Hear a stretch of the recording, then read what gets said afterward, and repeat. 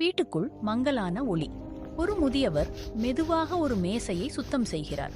2 நாற்காலிகள். அவர் ஒரு இடத்தில் ஒரு பிளேட் வைக்கிறார்.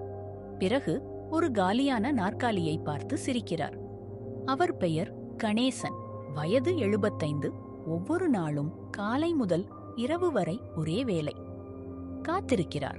கணேசன் மெல்ல, ராசி, நாளைக்கு இந்த சாம்பல் நிறம் புடவை மாற்று உனக்கு ரொம்ப அழகா இருக்கும். அவர் அங்கிருந்த காலியான நாற்காலியுடன் பேசுகிறார். நாற்காலியில் யாரும் இல்லை. ஆனால் அவருக்கு மட்டும் யாரோ அருகில் இருக்கிற மாதிரி உணர்ச்சி. அன்று பிந்திய பகல் நேரம் கணேசன் வீட்டை சுத்தம் செய்கிறார். அப்போது அவர் புகைப்பட ஆல்பத்தை பார்க்கிறார். அதில் அவரும் அவரது மனைவி ராசியும் சேர்ந்து புன்னகைக்கிறார்கள். ராசி போனது 1 வருடம்தான் ஆகுது. ஆனா கணேசனுக்கோ ஒவ்வொரு நாளும் இல்லாத ஒரு வாழ்க்கையை நினைத்து வாழ்கிறார். அவர் மனைவியுடன் சேர்த்து எடுத்துக்கொண்ட புகைப்படத்தை எடுத்து மெதுவாக அதை தழுவுகிறார்.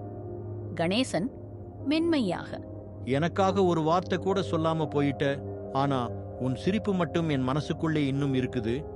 அது இருந்தாலே போதும். அன்று இரவு நேரம் டைனிங் டேபிளில் 2 பிளேட்கள்.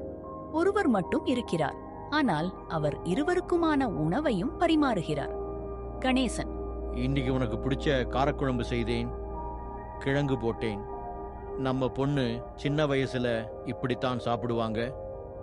அவர் சாப்பிட மாட்டார். அவர் பேசிக்கொண்டே இருக்கிறார். ஒவ்வொரு வார்த்தைக்கும் அவருடைய கண்கள் நனைய ஆரம்பிக்கின்றன.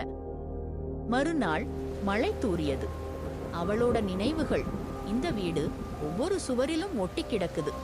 ஆனால் இன்னைக்கு ஒரு வித்தியாசமான அமைதி இருக்கிறது. கணேஷ் பழைய அலமாரியின் பக்கத்தில் சென்று மெல்ல அலமாரியை திறக்கிறார். உள்ளே அவளுடைய பழைய புத்தகம், ஒரு பழைய சுடிதார் மற்றும் ஒரு புகைப்பட பெட்டி இருக்கிறது. அவர் புகைப்பட பெட்டியை எடுத்து பார்த்தபோது ஒரு மடிப்பட்ட காகிதம் வெளியே விழுகிறது. மெல்ல அதை பிடித்து திறக்கிறார். இது அவளுடைய கையெழுத்து. கணேஷ் கடிதம் வாசிக்கத் தொடங்கினார்.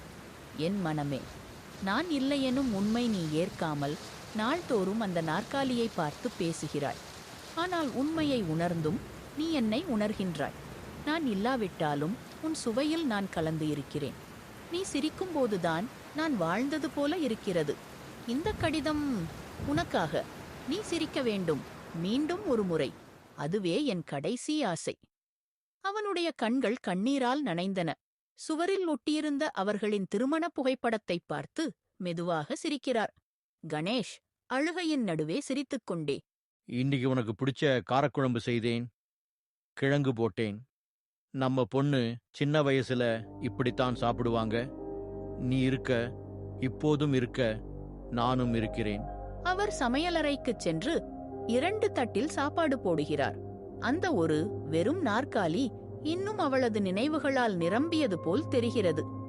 அவள் போனாலும் அவள் நினைவுகள் நாற்காலியில் உட்கார்ந்து கொண்டுதான் இருக்கின்றன.